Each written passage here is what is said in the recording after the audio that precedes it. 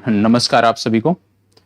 Current affairs के इस session में स्वागत है आप सभी का। और पूर्व की भांति आज भी लगभग 25 प्रश्न रखे गए हैं और 25 प्रश्नों के साथ साथ बहुत सारे अन्य फैक्ट भी हैं जो आपकी परीक्षाओं के लिए महत्वपूर्ण हैं, जहां से आपको आपकी परीक्षा में मदद मिल सकती है। तो चलिए चर्चा की शुरुआत करते हैं और आपको बता दें कि आज आपको वार्षिकांक उम्मीद करता हूं मिल गया होगा, और यदि अभी तक नहीं मिला है तो आप ये मान के चलना है कि सुबह आपको अनिवार्य रूप से जो बिहार राज्य विशेष का वार्षिकांक है वो आपको मिल जाएगा, और इसमें बहुत सारी जानकारियां आपको दी गई हैं। उसको यदि आप फॉलो करते हैं तो बिहार राज्य विशेष का जो आपका करंट अफेयर्स है वो आपका 100% कंप्लीट हो जाएगा। तो चलिए अपनी चर्चा की शुरुआत करते हैं। और सबसे पहले जो पहला प्रश्न हम देखने जा रहे हैं उसकी जब बात करें तो बोला जा रहा है, हाल ही में किस राज्य की कैबिनेट ने बेरोजगार युवाओं के लिए मेरा काम मेरा मान योजना शुरू की है। क्या बोला जा रहा है कि किस राज्य की कैबिनेट द्वारा। यहाँ पे प्रश्न को सबसे पहले कोई भी प्रश्न हो आपको बताया गया है, आपको मैंने बताया है कि कोई भी प्रश्न आपको मिलता है सबसे पहले उसको ध्यान से पढ़ना होता है और कम से कम 2 बार पढ़ना होता है। तो यहाँ याद रखना है किस राज्य की कैबिनेट ने बेरोजगार युवाओं के लिए मेरा काम मेरा मान नामक योजना प्रारंभ की है, ये आपसे पूछा जा रहा है। 4 विकल्प आपके साथ दिए हुए हैं, पंजाब, उत्तराखंड, मध्य प्रदेश, छत्तीसगढ़। इनमें से आपको बताना है कि इनमें से कौन सा सही है। तो चलिए आप में से जो लोग उपस्थित हैं, जो छात्र उपस्थित हैं, रेगुलर आपको जब समय निर्धारित है रात्रि 11 बजे का, तो उम्मीद करता हूं कि आप सभी इस समय पर उपस्थिति अपनी अवश्य दर्ज कराएंगे और प्रयास करें, क्योंकि परीक्षा नजदीक है तो किसी भी क्लास में विलंब से नहीं आना है, ये प्रयास होना चाहिए। क्योंकि विलंब से आने की जो आदत बनी रहती है हमारी, ये परीक्षा भवन में भी होती है, और उससे आप जानते हैं कि इस बार का जब आपको मिलेगा एडमिट कार्ड उसमें आप देखेंगे तो निर्धारित समय से लगभग 1 घंटा पूर्व 2 घंटे पूर्व आपको बुलाया जा रहा है, तो उस पर भी आपको ध्यान देने की जरूरत है। तो कभी भी विलंब नहीं आना चाहिए, ठीक है। कमिटमेंट जो हो उसको पूरा करना चाहिए, चाहे वो छोटा सा छोटा हो या बड़ा सा बड़ा, ठीक है। चलो इसको बताओ, मेरा काम मेरा मान योजना। देखो, मेरा काम मेरा मान योजना की जब बात करते हैं तो पंजाब कैबिनेट ने इस योजना को पारित किया था, तो इसका सही उत्तर हो जाएगा पंजाब, ठीक है। पंजाब इसका सही उत्तर होगा। जैसे ही बात पंजाब की आती है, कुछ चीजें आपको पता होना चाहिए। पंजाब में जब से आम आदमी पार्टी की सरकार बनी है, भगवंत मान जब से मुख्यमंत्री बने हैं पंजाब के, तो सबसे पहला बेहतर कदम जो उन्होंने उठाया वो एक विधायक एक पेंशन योजना इन्होंने प्रारंभ की। एक विधायक एक पेंशन योजना। तो याद रखिएगा, पूरे भारत में एकमात्र राज्य है पंजाब जहां पर एक विधायक एक पेंशन योजना चल रही है, ये आपको पता होना चाहिए। इसके साथ साथ 29 अगस्त को अभी हाल ही में खेड़ा मेला आयोजित किया गया था, यह भी आपको याद रखना है। 29 अगस्त को खेड़ मेला का आयोजन किया गया था पंजाब में। तो यदि आपसे पूछ लिया जाए कि खेड़ मेला का आयोजन कहां किया गया, तो आपको बताना है कि 29 अगस्त को किया गया, ये आपको पता होना चाहिए। इसके साथ साथ पंजाब राज्य सरकार ने, जो नवीन राज्य सरकार है पंजाब की, इन्होंने फिजिकल स्टाम्प पेपर जो होते थे आज तक उनको समाप्त कर दिया है। मतलब फिजिकल स्टाम्प पेपर को समाप्त करने वाला राज्य भी हाल ही में पंजाब बना है, ये आपको पता होना चाहिए। इसके साथ साथ पंजाब राज्य सरकार ने पिछले दिनों सिख इतिहास को बताने वाली 3 पुस्तकों को बैन कर दिया। जो पाठ्य पुस्तकें स्कूलों में चलाई जाती थी, उनमें से सिख इतिहास के बारे में वर्णन होता था, तो उसमें कुछ विवादित था, जिसको लेकर पंजाब राज्य सरकार ने कदम उठाया और ऐसी 3 पुस्तकों को जो है पंजाब राज्य सरकार ने प्रतिबंधित कर दिया है, ये आपको पता होना चाहिए। तो इसका सही उत्तर है पंजाब। और जब भी आप प्रश्न देखते हैं तो उससे जुड़े हुए अन्य फैक्टों को भी हमें ध्यान में रखने की जरूरत होती है, ठीक है। चलिए बढ़ते हैं आगे और देखते हैं अगला प्रश्न। प्रश्न संख्या 2, क्या बोला जा रहा है? सितंबर 2021 में जारी सिप्री की रिपोर्ट के अनुसार एशिया में हथियारों का सबसे बड़ा आयातक देश कौन सा है? एशिया में हथियारों का सबसे बड़ा आयातक देश कौन सा है, यह आपको बताना है। रिपोर्ट किसकी है? सिप्री की रिपोर्ट है। सिप्री का फुल फॉर्म क्या होता है पता होना चाहिए। Stockholm International Peace Research Institute. Stockholm International Peace Research Institute की ये रिपोर्ट है, और इस रिपोर्ट के अनुसार बताया गया है कि 2021 का जो रिपोर्ट आई है सितंबर माह में, इसमें बताया गया है कि हथियारों का सबसे बड़ा आयातक देश कौन सा है। और कहां पे बात हो रही है? एशिया में बात हो रही है। इसको भी आपको ध्यान रखने की जरूरत है कि एशिया की बात हो रही है। और विकल्प में क्या क्या दिया है यहां पे? Tanzania, Algeria, Spain, Bharat. देखो, इसका जवाब सही होना चाहिए, किसी का भी गलत नहीं होना चाहिए। कारण क्या है अभी मैं बताता हूं। तो सबसे पहले आप सभी जवाब दीजिए, जो भी जुड़े हुए हैं। जो लाइव जुड़े हुए हैं इस चर्चा में, आप सभी जवाब दीजिए इसका सही उत्तर क्या होगा। और सिप्री का फुल फॉर्म भी याद रखिएगा, ठीक है, Stockholm International Peace Research Institute, ये आपको याद रखने की जरूरत है। यहां पे सबसे पहले आपको बता दें, बात हो रही है एशिया की, और जैसे ही आप एशिया की बात करते हो और आप थोड़ी बहुत जानकारी रखते हो विषय वस्तु के बारे में, भूगोल के बारे में, महादेशों के बारे में जानकारी रखते हो, तो तुरंत आप इसका जवाब दे सकते हो, भले ही आपको इस प्रश्न से संबंधित बेसिक ना पता हो। क्यों? तंजानिया एशिया में नहीं है, अल्जीरिया एशिया में नहीं है, स्पेन भी एशिया में नहीं है। यहाँ पे एशिया की बात हो रही है तो सिर्फ एक ही विकल्प है, यहाँ पे डी विकल्प, भारत, और भारत इसका सही उत्तर होगा। अब यहाँ पे बात हो रही है हथियारों की, तो आपको बता दें कि वैश्विक स्तर पर जब हम बात करते हैं तो वैश्विक स्तर पर हथियारों के आयात में जो भारत का योगदान है वो लगभग 11% है। मतलब वैश्विक स्तर पर जितने भी हथियार खरीदे जाते हैं उनमें भारत का जो योगदान है वो 11% है। भारत के बाद कौन से देश आता है? भारत के बाद दूसरे स्थान पे आता है सऊदी अरब। याद रखिएगा, भारत के बाद दूसरा सबसे बड़ा देश जो है, जो हथियारों का आयात सबसे ज्यादा करता है, वो है सऊदी अरब। ये आपको पता होना चाहिए। ये तो बात हो गई आयात की। यदि आपसे प्रश्न पूछ लिया जाए कि वैश्विक हथियार निर्यात में कौन सा देश है जिसका स्थान सर्वोच्च है, या कौन सा देश है जिसकी पूरी तरह से मोनोपोली एक प्रकार से देखने को मिलती है, तो आपको बता दें, वैश्विक बाजार में जब हथियारों की निर्यात की बात करते हो तो सबसे पहला देश आता है अमेरिका, और वैश्विक हथियारों के निर्यात में अमेरिका का जो हिस्सा है वो 39% है। ये आपको पता होना चाहिए। दूसरे स्थान पे आता है रूस, और कुछ आर्थिक प्रतिबंधों के कारण जो है इसका जो हथियार निर्यात करने का जो रेशियो था वो कम हुआ है, और अब यह सिमट कर 19% रह गया है। ठीक है। तीसरे स्थान पर आता है फ्रांस, और फ्रांस का जो स्थान है इस रिपोर्ट के अनुसार वो 11% है हथियारों के निर्यात में। तो शीर्ष हथियार निर्यातक देशों की जब बात करते हैं तो वैश्विक स्तर पर 3 देशों के नाम आते हैं, अमेरिका, रूस और फ्रांस, जिनमें 39% हिस्सा अमेरिका का, 19% हिस्सा रूस का, और फ्रांस का 11% हिस्सा है। यह आपको पता होना चाहिए। ठीक है, चलिए बढ़ते हैं आगे और देखते हैं अगला प्रश्न। प्रश्न संख्या 3, हाल ही में किस बैंक ने डल झील पर एक तैरते हुए एटीएम की शुरुआत की है? यहां पे भारत के कई सारे बैंकों के नाम दिए हुए हैं, और आपसे पूछा जा रहा है कि इनमें से किसने जो है वो डल झील पर एक तैरते हुए एटीएम की शुरुआत की है। आपको पता होना चाहिए। बताएं, यदि आप जम्मू कश्मीर गए होंगे तो निश्चित रूप से श्रीनगर की इस डल झील में अवश्य गए होंगे। पर्यटन का एक प्रमुख स्थल है डल झील, और बहुत ही महत्वपूर्ण है। हालांकि अब लगातार वैश्विक पर्यावरणीय चिंताओं के कारण या पर्यावरणीय जो समस्याएं उभर रही हैं उससे इसका अस्तित्व जो है वो अब संकट पर है, और इसको लेकर काफी सारे कार्य भी किए जा रहे हैं।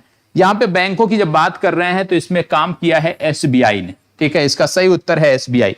एसबीआई की जब आप बात करते हो तो कम से कम आपको बेसिक इतना पता होना चाहिए कि एसबीआई की स्थापना कब हुई थी।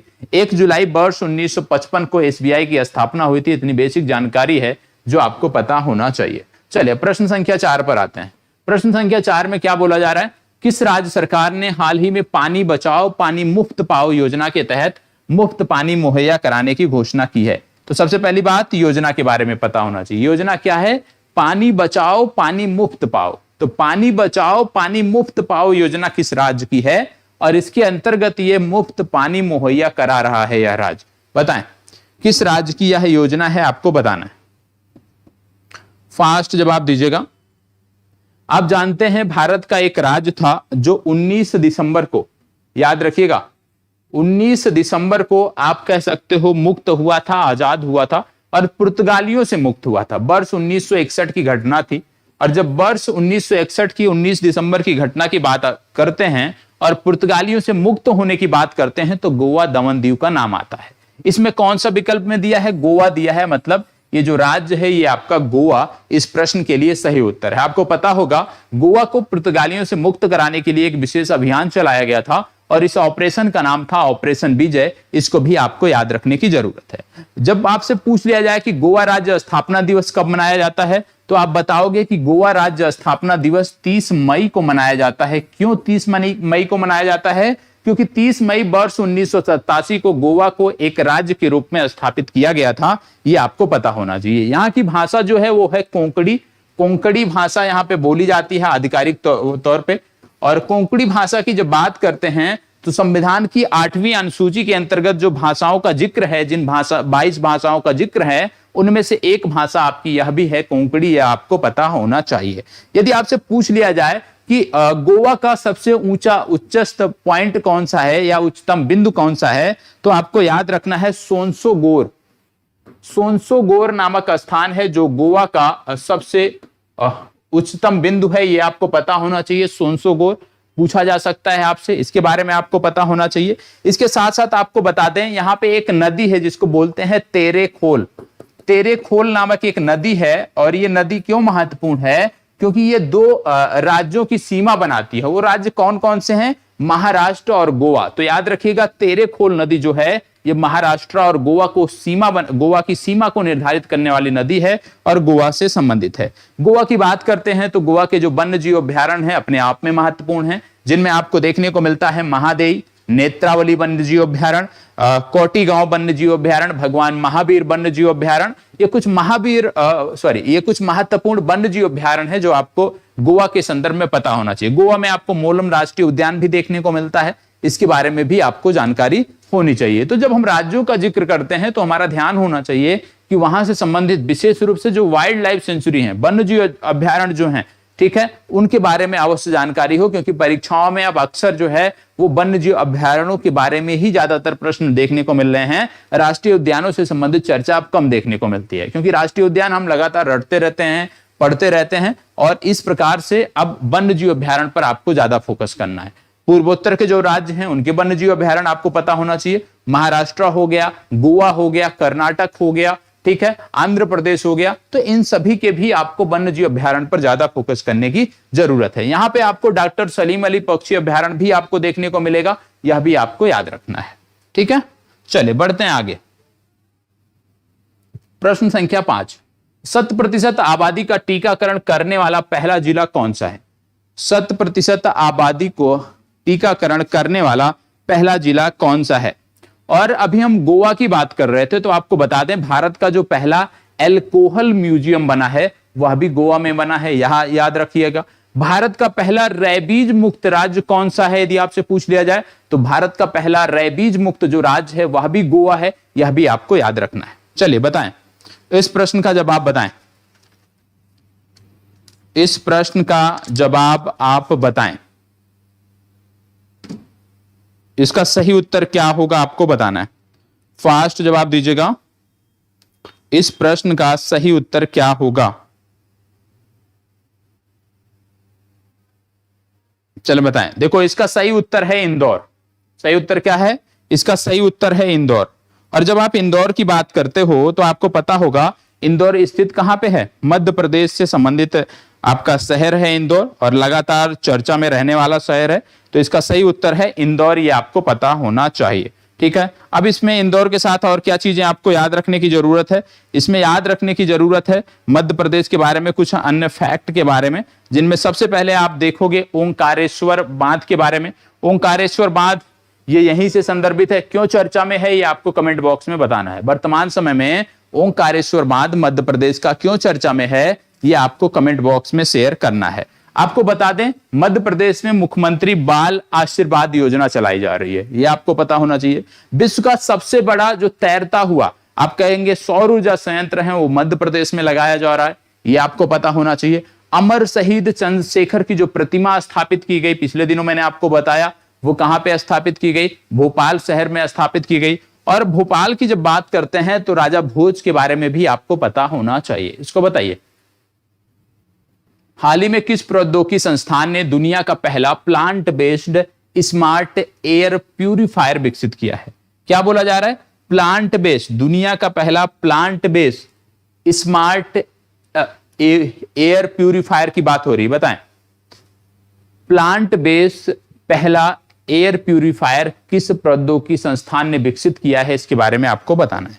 यहां पे 4 भारत के प्रौद्योगिकी संस्थानों का नाम दिया हुआ है, IIT Ropar, IIT Roorkee, IIT Kanpur, IIT Delhi. बताएं, फास्ट जवाब दीजिएगा। देखो, आपको पता होगा पिछले दिनों मैंने बोला था निर्माण त्वरक कार्यक्रम, याद होगा? निर्माण त्वरक कार्यक्रम आईआईटी कानपुर से संबंधित था, पिछले दिनों मैंने आपको बताया था। नहीं याद हो नोट्स पलटिएगा, आपको मिल जाएगा। इसके साथ साथ आपको बता दें अंतरिक्ष रोबोट के लिए, यह भी मैंने आपको बताया है, सिर्फ आपको रिवाइज करा रहा हूं। अंतरिक्ष रोबोट के लिए जैव प्रेरित कृत्रिम मांसपेशी का जो निर्माण था वो भी आईआईटी कानपुर ने किया था। इसके बारे में भी पिछले दिनों मैंने आपको बताया है। ये भी बताया है कि आईआईटी मद्रास ने जो है विशेष रूप से एक रोबोट तैयार किया है जो सेप्टिक टैंक की सफाई में मदद करेगा, ये मैंने आपको बताया है। और यह भी आपको याद होगा कि भारतीय भाषा प्रौद्योगिकी को बढ़ावा देने के लिए आईआईटी मद्रास ने नीलकर्णी केंद्र की स्थापना की है, इसके बारे में भी आपको बताया गया है। यहां पे जब हम बात करते हैं तो इसका सही उत्तर है आईआईटी रोपर, ठीक है, डी विकल्प इसका सही उत्तर है। चलिए आगे बढ़ते हैं। प्रश्न संख्या 7, हाल ही में कोयला खदानों में काम करने से सुर्खियों में आई आकांक्षा कुमारी किस राज्य से संबंधित है? आकांक्षा कुमारी के बारे में बात हो रही है। आपको बता दें ये भारत की पहली महिला इंजीनियर हैं जो कोयला खदानों में नियुक्त हुई हैं। कोयला खदानों में जिनको जॉब मिली है तो ये चर्चा में है, झारखंड से संबंधित महिला हैं, तो इसका सही उत्तर हो जाएगा झारखंड। और जब झारखंड की बात आती है तो आपको पता होगा झारखंड में कई सारी योजनाएं चल रही हैं, जैसे नीलांबर पीतांबर जल समृद्धि योजना, आपको पता होगा नीलांबर पीतांबर जल समृद्धि योजना। आपको पता होगा सहाय योजना, विशेष रूप से युवा खेल प्रतिभाओं को आगे बढ़ाने के लिए सहाय योजना चलाई जा रही है इस राज्य में। आपको यह भी पता होगा कि यहाँ का एक स्थान है जामताड़ा, और जामताड़ा जो था क्यों चर्चा में था, क्योंकि जामताड़ा हर गांव में पुस्तकालय वाला भारत का पहला जिला बना है, इसके बारे में मैंने आपको बताया था। और आपको यह भी पता होगा कि गुरुजी स्टूडेंट क्रेडिट कार्ड योजना जो है वो झारखंड में चलाई जा रही है, ठीक है, तो इसका सही उत्तर क्या हो गया? झारखंड इसका सही उत्तर है। आगे, हाल ही में बहुराष्ट्रीय संयुक्त सैन्य अभ्यास ब्राइट स्टार की मेजबानी किस देश ने की है? क्या बोला जा रहा है? संयुक्त सैन्य अभ्यास ब्राइट स्टार की मेजबानी किस देश ने की है, आपको बताना है, बताइएगा। संयुक्त सैन्य अभ्यास ब्राइट स्टार की मेजबानी किस देश ने की है? और इससे जुड़ा हुआ कुछ फैक्ट मैं अभी बताऊंगा इस चर्चा के लास्ट में। इससे जुड़े हुए कुछ फैक्ट की बात की जाएगी जो आपसे जुड़े हुए होंगे, क्योंकि ये जो देश आपका है जहां पे ये ब्राइट स्टार नामक बहुपक्षीय सैन्य अभ्यास हुआ है, ये देश लाल सागर से जुड़ता है। और लाल सागर की जब बात करते हैं तो लाल सागर अपने आप में महत्वपूर्ण है, रेड सी अपने आप में महत्वपूर्ण है। उससे जुड़े हुए सभी देशों के बारे में अभी थोड़ी देर बाद हम जिक्र करेंगे जब हमारे प्रश्नों की चर्चा समाप्त हो जाती है। अभी के लिए सिर्फ इतना याद रखिएगा कि इसका जो आयोजन है वो मिस्र में किया गया, ठीक है, कहां पे किया गया? मिस्र में किया गया। सी विकल्प आपका सही उत्तर है, ठीक है। अभी इससे संबंधित डिटेल में चर्चा होगी क्योंकि ये भूगोल के संदर्भ में भी आपकी परीक्षा के लिए महत्वपूर्ण है। इसको बताएं, हाल ही में किस राज्य सरकार ने आत्मनिर्भर कृषि योजना की शुरुआत की है? आत्मनिर्भर कृषि योजना की शुरुआत किसके द्वारा की गई है, आपको बताना है। आत्मनिर्भर कृषि योजना की शुरुआत किसके द्वारा की गई है? आपको कई बार मैंने एक टाइगर रिजर्व के बारे में बताया है, यदि आपको याद हो, नामदफा टाइगर रिजर्व के बारे में मैंने आपको कई बार बताया है, नामदफा टाइगर रिजर्व। और नामदफा टाइगर रिजर्व की जब बात करते हैं, मैंने आपको बताया कि विश्व का सर्वाधिक ऊंचाई पर स्थित जो टाइगर रिजर्व है वो आपका है नामदफा टाइगर रिजर्व। और नामदफा टाइगर रिजर्व आपको देखने को मिलता है अरुणाचल प्रदेश में। इसका मतलब क्या है? इस प्रश्न का सही उत्तर है अरुणाचल प्रदेश, ठीक है। चलिए अगला प्रश्न, हाल ही में भारतीय प्रधानमंत्री ने इस्कॉन के संस्थापक स्वामी प्रभुपाद की जयंती पर कितने रुपए का स्मारक सिक्का जारी किया? आप जानते होंगे कि इस प्रकार के प्रश्न प्रत्येक परीक्षा में पूछे जा रहे हैं। प्रधानमंत्री मोदी जी ने जिनके लिए भी स्मारक सिक्का जारी किया है वो प्रश्न आपकी परीक्षा में अवश्य देखने को मिले। कोई भी परीक्षा हो, इस प्रकार के प्रश्नों को प्राथमिकता दी जाती है, तो आपको इस प्रश्न के लिए तैयार रहना है और याद रखना है कि ये जो सिक्का था 125 रुपए का था। ए विकल्प इसका सही उत्तर है।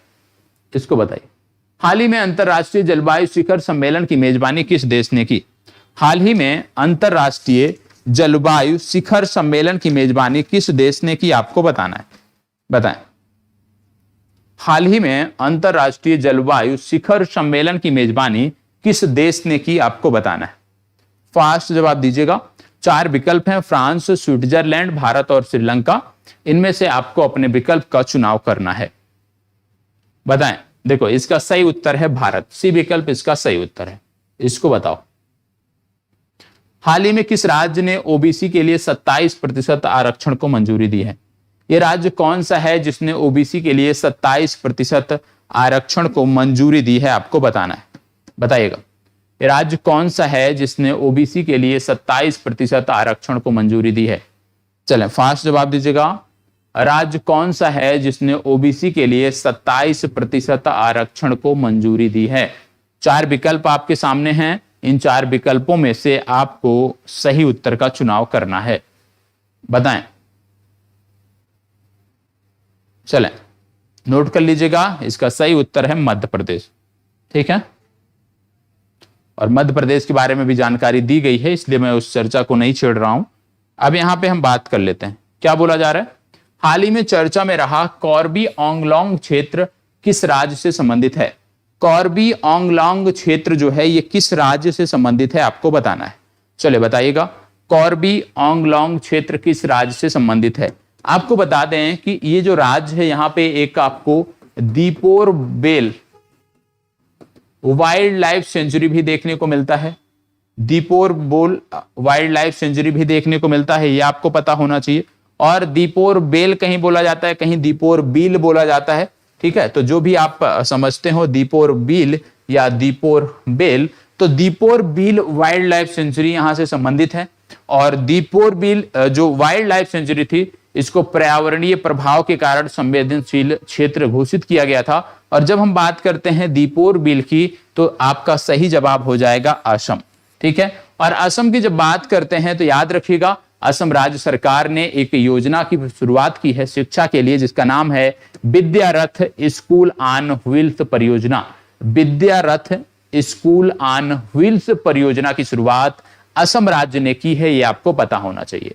इसके साथ साथ आपने नाम सुना होगा लवलीना बोरगोहेन, और लवलीना बोरगोहेन को असम राज्य ने अपनी समग्र शिक्षा अभियान का ब्रांड एम्बेसडर नियुक्त किया है, यह भी आपको पता होना चाहिए। आपको यह भी पता होना चाहिए कि लवलीना बोरगोहेन किस खेल से जुड़ी हुई हैं, ये आप बताओगे कि लवलीना बोरगोहेन का खेल कौन सा है। ये आज का होमवर्क है, होमवर्क नंबर 01। ठीक है, चलिए अगला प्रश्न देखते हैं। साझा भाग्य 2021 नामक सैन्य अभ्यास निम्नलिखित में से कौन सा देश शामिल नहीं था? एक सैन्य अभ्यास की बात हो रही है जिसका नाम है साझा भाग्य। तो साझा भाग्य नामक जो सैन्य अभ्यास है, इनमें से कौन सा देश शामिल नहीं था, यह आपको बताना है। मंगोलिया, पाकिस्तान, चीन, थाईलैंड, इनमें से कौन सा देश शामिल नहीं था, आपको बताना है। फास्ट जवाब दीजिएगा, इनमें से कौन सा देश शामिल नहीं था, बताएं। इनमें से कौन सा देश शामिल नहीं था?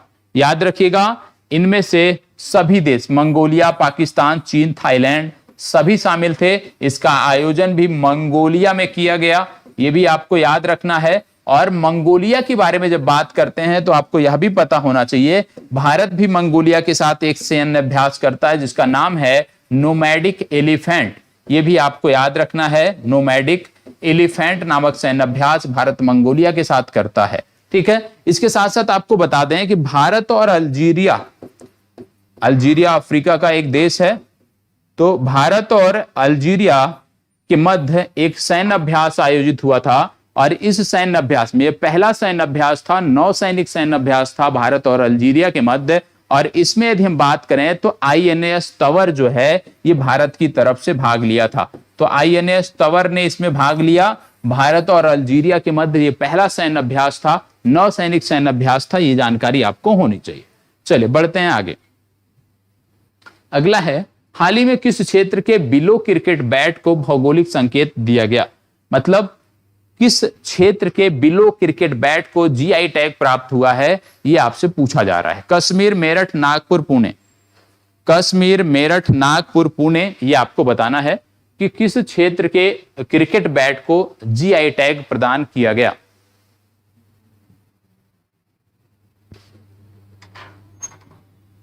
बताएं, किस क्षेत्र के बैट को जीआई टैग प्रदान किया गया, आपको बताना है। देखो आपको बता दें, ये जो बिलो बैट है, ये बिलो बैट कश्मीर क्षेत्र में बनते हैं, तो इसका ए विकल्प सही उत्तर है। और ये प्रश्न पूछा जा सकता है, आप जानते हैं, क्योंकि आने वाला जो माह है और ये जो माह आपका चल रहा है, पूरे विश्व में क्रिकेट की धूम मची हुई है। अभी एशिया कप चल रहा है, आने वाले दिनों में T20 वर्ल्ड कप होने वाला है, तो ये प्रश्न आपके लिए महत्वपूर्ण है। इसको बताओ, हाल ही में किस देश की निर्माण फर्म ने फूलों की खुशबू वाला डामर तैयार किया है? डामर वही है, जब सड़क का निर्माण होता है तो आप देखते होंगे सड़क के निर्माण के दौरान जो कंक्रीट होता है उसको जोड़ने के लिए ना डामर का प्रयोग किया जाता है, उसी की बात यहां पे हो रही है। तो ये खुशबू वाला डामर किसने तैयार किया है? याद रखिएगा, ये देश है आपका पोलैंड। किसने तैयार किया है? पोलैंड ने तैयार किया है। सी विकल्प सही उत्तर है। यहां पे बात हो रही है फूलों की, तो फूलों से तुरंत आपको पहुंचना चाहिए फूलों की घाटी। और फूलों की घाटी है कहां पे? यह है चमोली में। चमोली कहां पे है? उत्तराखंड में। इसी तरह की एक और घाटी भारत में देखने को मिलती है जिसको बोलते हैं शांत घाटी। शांत घाटी कहां पे है? ये आपको देखने को मिलती है केरल में। इसको भी आपको याद रखने की जरूरत है। चलिए बढ़ते हैं आगे।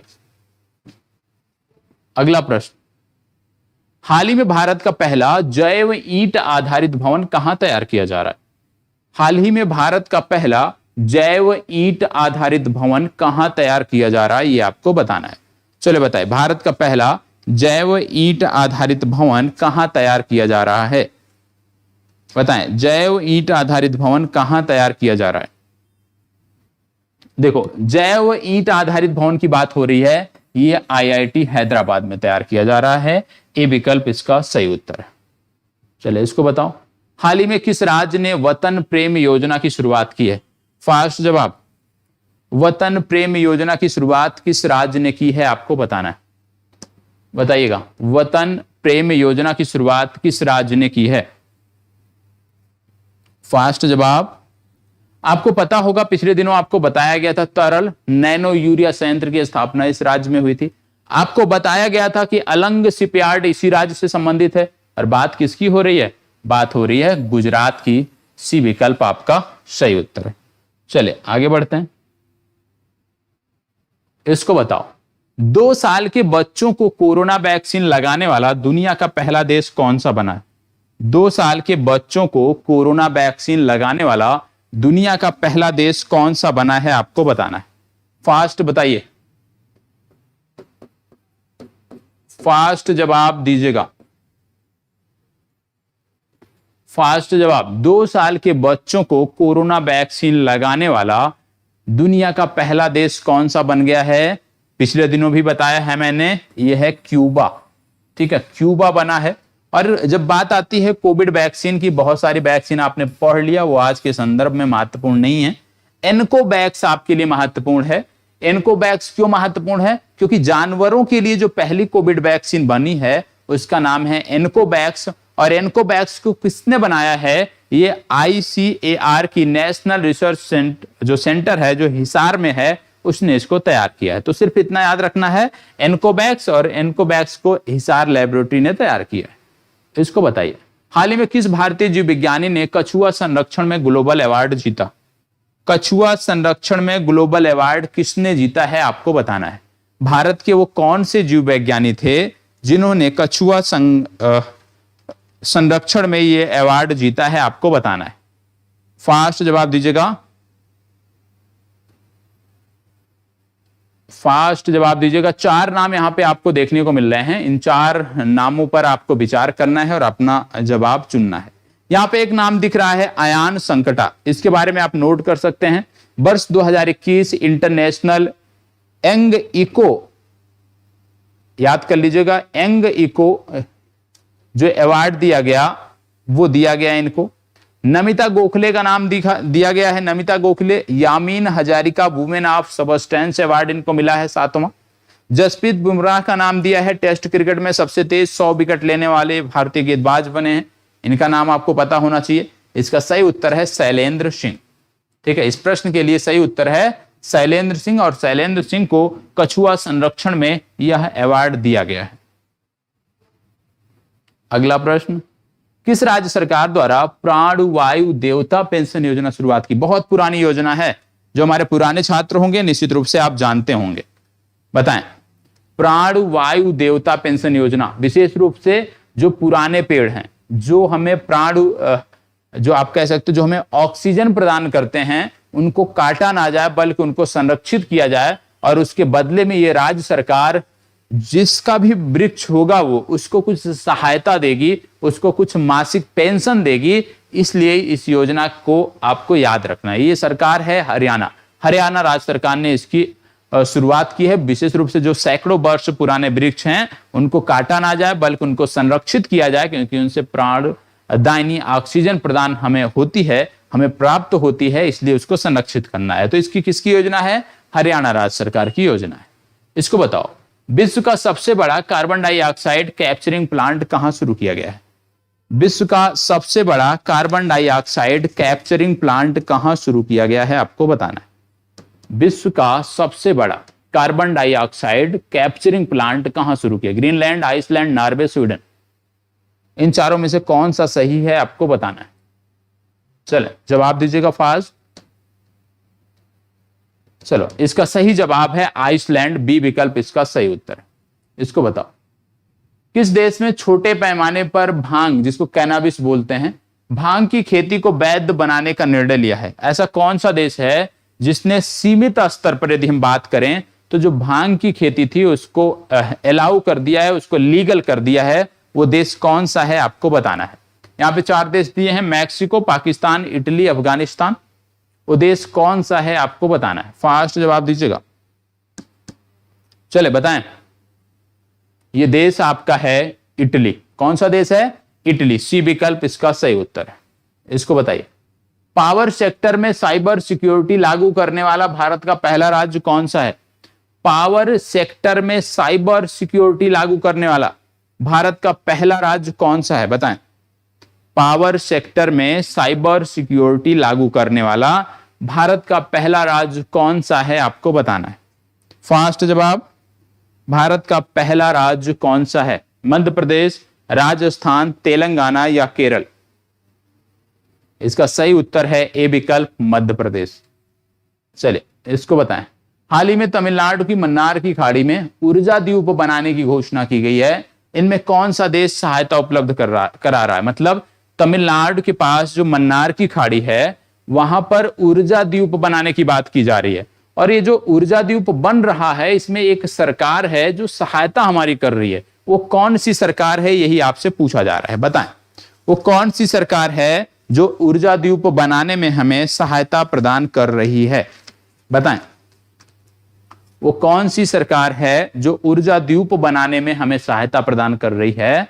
याद रखिएगा ये सरकार है डेनमार्क। ठीक है, अब आज का अभ्यास प्रश्न क्या बोला जा रहा है? हाल ही में वीडियो कॉन्फ्रेंसिंग के माध्यम से प्रधानमंत्री ने अत्याधुनिक सरदार धाम भवन का उद्घाटन किस शहर में किया? वीडियो कॉन्फ्रेंसिंग के माध्यम से सरदार धाम भवन का उद्घाटन भारतीय प्रधानमंत्री ने किस शहर में किया आपको बताना है। एक स्क्रीनशॉट आप ले लीजिए इसका, क्योंकि इस प्रश्न का जवाब आपको कमेंट बॉक्स में देना है। आपका अभ्यास प्रश्न है, महत्वपूर्ण है। ठीक है, चलिए अब फैक्ट को देख लेते हैं रिकैप सेक्शन के अंतर्गत। सबसे पहली बात, बिहार पर आधारित किस फिल्म को ऑस्कर 2022 के लिए नामित किया गया? बिहार पर आधारित किस फिल्म को ऑस्कर 2022 के लिए नामित किया गया? इसका नाम है राइटिंग विद फायर। ठीक है, राइटिंग विद फायर। अगला है, पूर्वी चंपारण में बन रहे भव्य विराट रामायण मंदिर के परियोजना निर्देशक किसे बनाया गया है? मतलब पूछा जा रहा है कि पूर्वी चंपारण में बन रहे भव्य विराट रामायण मंदिर के परियोजना निर्देशक किसे बनाया गया है? याद रखिएगा इनका नाम है विश्वेश्वर नाथ मिश्रा। इसको थोड़ा सा भी इग्नोर करना है क्योंकि यहां पे टाइपिंग एरर है, आगे इसको करेक्ट किया गया है। अब यहां पे सही है। यहां पे बोला गया है बिहार के किस जिले में मोर अभ्यारण्य क्षेत्र विकसित करने की पहल की गई है? तो मोर अभ्यारण्य जो बन रहा है वो बिहार के बांका में बन रहा है, यह आपको पता होना चाहिए। अगला, नीति आयोग द्वारा जारी की गई डेल्टा रैंकिंग में 115 आकांक्षी जिलों में बिहार के किस जिले में रैंक भारत में प्रथम है? मतलब वो कौन सा जिला है जो 115 आकांक्षी जिलों की रैंक में प्रथम है? याद रखिएगा खगड़िया। लेकिन इस प्रकार के प्रश्न आपसे नहीं पूछे जाएंगे क्योंकि ये जो रैंकिंग होती है आकांक्षी जिलों की, ये बदलती रहती है। तो इस प्रकार के प्रश्नों की आपको उम्मीद नहीं करनी चाहिए और ना ही पूछे जाएंगे। लेकिन याद रखना है जो भी आपके लिए महत्वपूर्ण है। ठीक है, ऐसे पूछा नहीं जाएगा लेकिन फिर भी जानने में क्या गलती है हमारी, इसको देखो। बिहार के किन दो लेखकों को साहित्य अकादमी 2021 के युवा पुरस्कार से सम्मानित किया गया? तो याद रखना है, बिहार के वो दो लेखक जिनको साहित्य अकादमी 2021 के युवा पुरस्कार से सम्मानित किया गया, वो अनमोल और अमित हैं। इनका नाम आपको पता होना चाहिए। आगे, बिहार का कौन सा शहर पहला कचरा मुक्त शहर बन गया है? तो बिहार का पहला कचरा मुक्त शहर है सुपौल। बिहार में देश रत्न डॉक्टर राजेंद्र प्रसाद के जन्म दिवस को राज्य सरकार द्वारा किस रूप में मनाया जाएगा? मेघा दिवस के रूप में मनाएंगे। तो मेघा दिवस का संबंध किससे हो गया? डॉक्टर राजेंद्र प्रसाद के जन्मदिन से हो गया। आगे, बिहार के किस जिले में पुरातात्विक स्थल के रूप में पुरातन अवशेष मिलने के जो साक्ष्य हैं वो मिले हैं, संकेत मिले हैं? तो ये है बांका।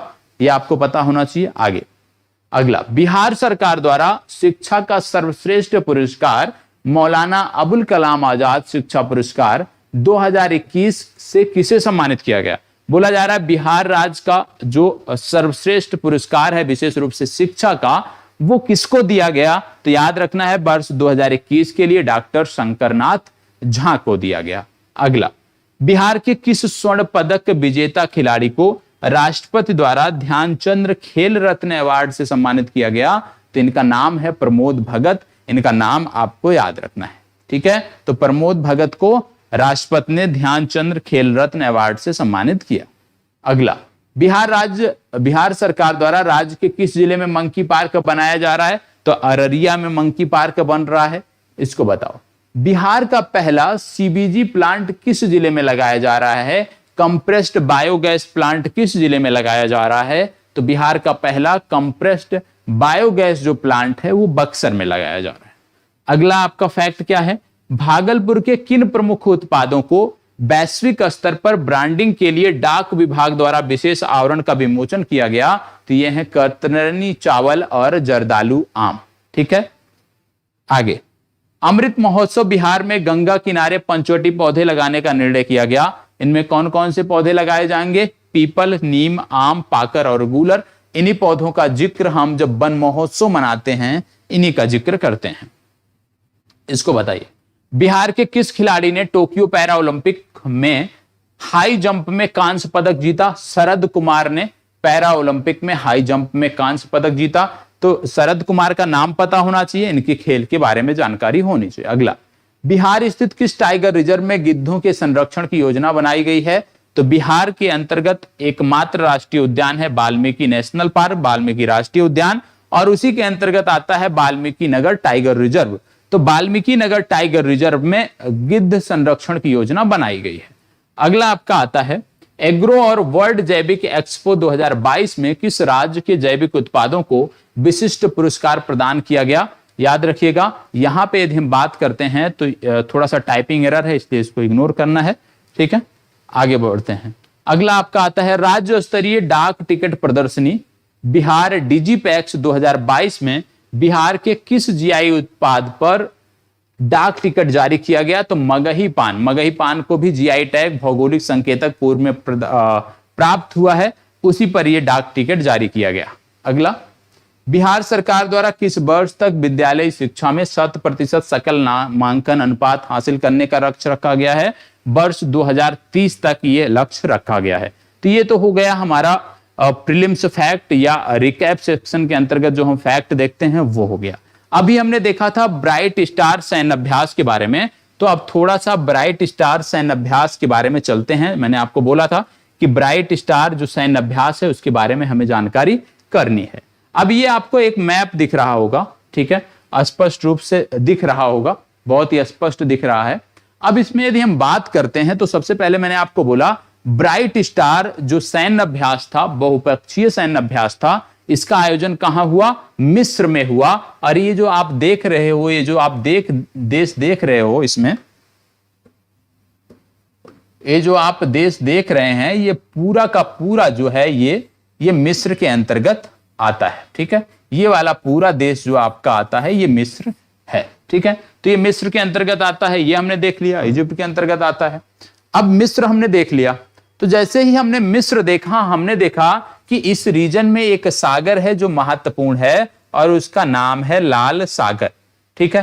ये जो सागर है ये आपकी परीक्षा के लिए महत्वपूर्ण है, इसका नाम है लाल सागर।